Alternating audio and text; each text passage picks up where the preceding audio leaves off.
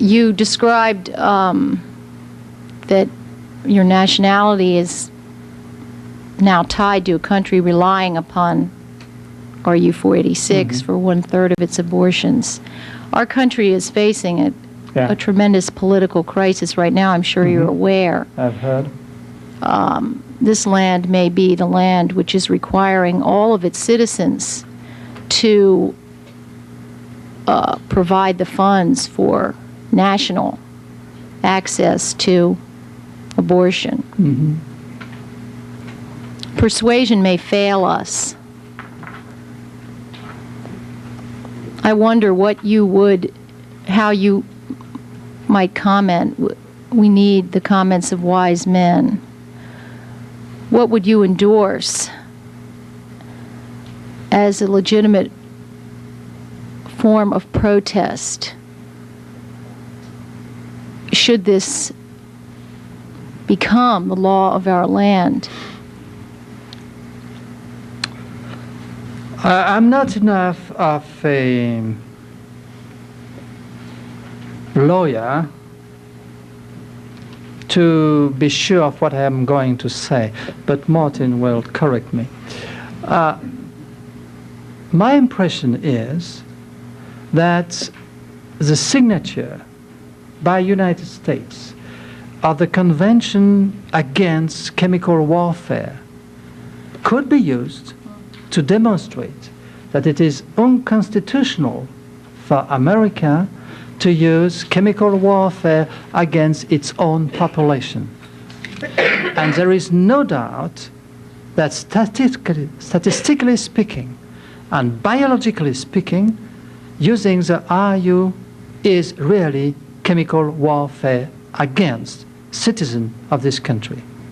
Then I think the only tiny hope you have is to rely upon the fact that your country has signed this international declaration that they renounce absolutely to the chemical warfare.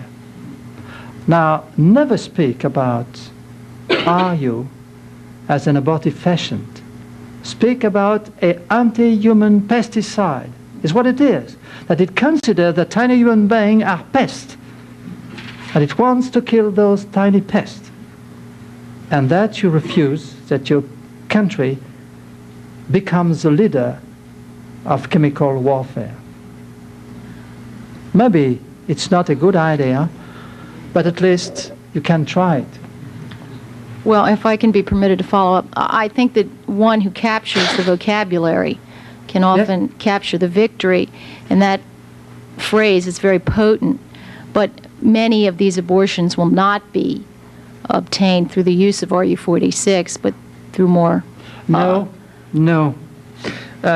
If we have in the market a product like that, it will increase enormously the number of abortion for a very curious reason, that at the second month of pregnancy, a woman, even if she is happy to be pregnant, has very often a depression, a depressive state from 2 months to 3 months.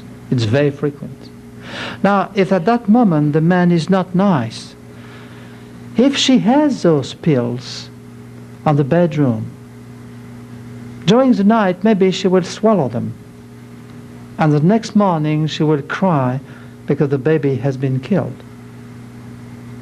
And then it would be really to give the license of that product in a country which has so little control of the behavior of the people like you are, which is one advantage of the liberty you enjoy, but which is also a great danger, that it will be for the first time that the abortionist is on the bedroom, inside the bedroom.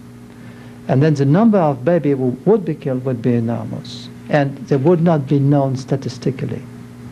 Now, the other danger you have to speak about is that with RU 486, it's the first time it is possible to provoke abortion on a woman who would not know that she has been aborted chemically.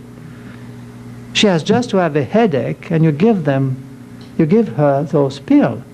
And when they are swallowed, the damage is done. And that's the first time that in a case of rivalry, one of the rival women could provoke the abortion of the other not knowing that she is losing the baby by a crime. That is an extraordinary phenomenon which was absolutely impossible previously. That's the reason why this chemical warfare is really an awful danger. And I must say, very much impressed to learn that it was one of the first proposals of the new administration you have got.